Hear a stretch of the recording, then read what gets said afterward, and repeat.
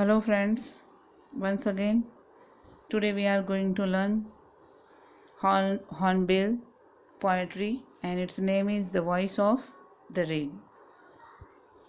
Its writer name is Walt Whitman. In this poetry the description about the rain and what kind of memory fill writer. Okay, now start. And who art thou, said I to the soft falling shower. मतलब writer ये पूछ रहे, writer खुद पूछ रहे किसको पूछ रहे? To the soft falling shower. Shower का मतलब जो रेन है, जो सॉफ्ट रूप से गिर रही है, नीचे आ रही है, तो उसको वो पूछ रहे हैं कि एंड हु आर दो, कौन हो तुम? Which strange to tell, give me an answer as her translated. तो जो रेन है वो आंसर दे रही है, स्ट्रेंजली आंसर दे रही है और वो ट्रांसलेट करके देती है एज यर ट्रांसलेट. और अब जो लाइन आएगी सारी वो उसका ट्रांसलेट है कि रेन क्या कहना चाहती है. आई am the poem of earth, said the voice of the rain. Rain ने अपने आवाज़ में बोला कि आई am the poem of earth, मैं अर्थ की पोएम हूँ. अब आपको लगेगा कि रेन भी तो कभी बोलता है क्या? लेकिन पोएट है वो हर एक चीज़ को लाइव कर सकता है. हर एक उसकी जो इमेज होती है वो ही इतनी पावरफुल होती है, हर एक चीज़ जैसे उसे बात करती है. ठीक है, तो वो फीलिंग यहाँ पे बताते हैं. I am the poem of earth, मैं अर्थ की पोएम हूँ. Eternal I rise impalpable out of the land and the bottomless sea. impalpable का मतलब होता है something that can not be touch, ऐसी कोई चीज़ जो टच भी ना करती हो. तो आई राइज मतलब कि इतनी छोटी, इतनी माइक्रो जो है मैं, कौन? Rain. Out of the land, जो लैंड पे गिरती है. एंड द बॉटमलेस सी, मतलब मैं कहाँ से आती हूँ? तो लैंड से लेके बॉटमलेस सी, यानी कि जो सी सॉर या मतलब दरिया होता है, ओशन होता है, उससे छोटी छोटी रूप में राइज होती है. मतलब आपको पता है ना, वेपर होता है, उसके बाद ऊपर की साइड जाता है, उसके बाद क्लाउड बनते हैं, then coming rain.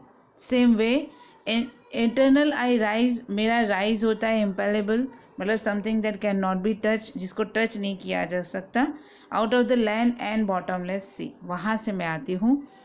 Upward to heaven, और कहाँ जाती हूँ? हेवन में जाती हूँ. मैंने बोला ना कि नीचे से वेपर होते हैं फिर वो ऊपर जाता है, तो हेवन पे जाता है, मतलब स्काई पे. वेंस वेगुली फॉर्म्ड, वेगुली का मतलब नॉट फिक्स फॉर्म नहीं होता उसका, अलग अलग रूप होता है. अल्टुगेदर चेंज भी होता है. एंड एट द सेम, और कब का लेवल होता है, किस तरह का उसका लुक होता है. तो जैसे बर्थ टाइम का जो उसका लुक होता है, बिल्कुल वैसा लुक हेवन में जाता है तब होता है. मतलब क्या है इसका? मतलब ये कहना चाहते हैं कि बर्थ टाइम में जैसे बूंदे, छोटी छोटी ड्रॉप्स होती होगी, ठीक है, तो जो ड्यू ड्रॉप्स होती है उसको तो हम टच भी करें तो भी हाथ में नहीं आता. तो बिल्कुल वैसी वेपर कैसी होती है, बिल्कुल वैसे ही धुआं जैसे, बिल्कुल वैसे ऊपर जाती है हेवन की साइड, वो बताना चाहते हैं. जो रेगुलरली उसका जो साइज़ होता है, शेप होता है, वो डिफरेंट होता है, एक जैसा नहीं होता. और वो होता भी है, ये भी एक क्वेश्चन है जिससे इतना डेप्थ में कैसे देख सकते हैं. I descend to live the droughts, मतलब कि जो सूखा है, लेव का मतलब वॉश, बाथ, नहाना. तो I descend to live the drought, जो सूखी जगह है वहाँ पे स्नान कराते हैं. एटोमीज यानी इतने स्मॉल कि जिसको हम देख भी नहीं पाते, इतना माइक्रो होता है.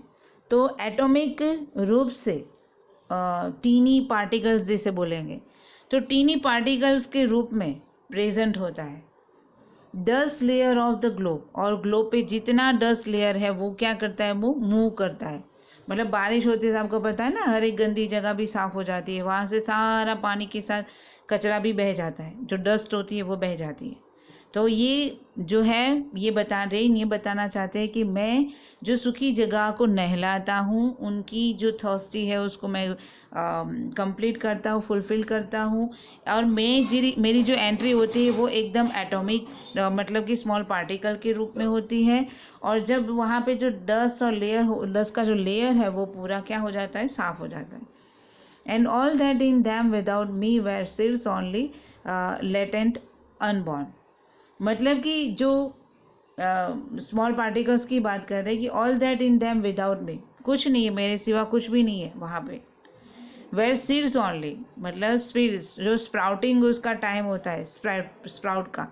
लेटेंट का मतलब होता है हिडन, ठीक है। तो जब अनबॉर्न जो सीड्स होते हैं वो अंदर छुप जाते हैं, मिट्टी के अंदर होते हैं।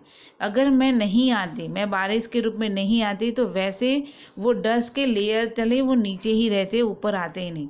लेकिन मेरे आने की वजह से सीड्स होती है वो स्प्राउट होती है और वो बाहर निकलने की इच्छा रखती है या फिर निकलती है। And for ever by day and night, दिन और रात, आई गिव बैक लाइफ, मैं जीवन देती हूँ टू माई ओन ओरिजिन।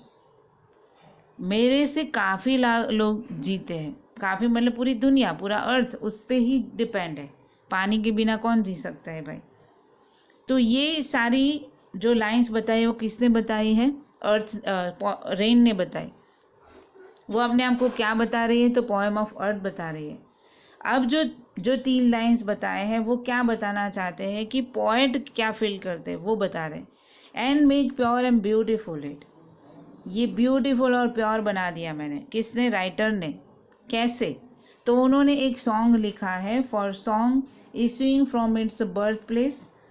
जब ये पोएम, मतलब ये जो पोएम आप यहाँ पे देख रहे हो, तो वो पोएम को उन्होंने जो इशू की उसके बर्थ प्लेस से लेके वो आके क्या करती है, ये जो पोएम है वो उन्होंने प्रेजेंट की आफ्टर फुलफिलमेंट वंडरिंग। अब ऐसे देखने जाए तो एक वंडर है इसमें।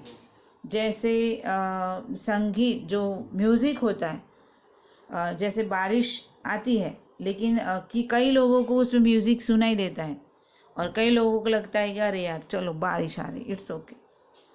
तो वैसे ये जो राइटर या सिंगर होते हैं उनको ये जो ट्यून होती है वो बहुत हेल्प करती है। बिल्कुल वैसे यहाँ पे जो पोएट है उनको भी ये हेल्प करती है। एक ये पोएम उन्होंने राइट कर ली, चाहे इसको कोई रैग्ड और अनरैग्ड, डली विद लव रिटन, मतलब कि ये पोएम कोई रीड करे ना करे उससे उनको कोई फ़र्क नहीं पड़ता। उनको तो बस इतना ही है कि बस मेरी जो ये पोएम है वो प्योर और ब्यूटीफुल है।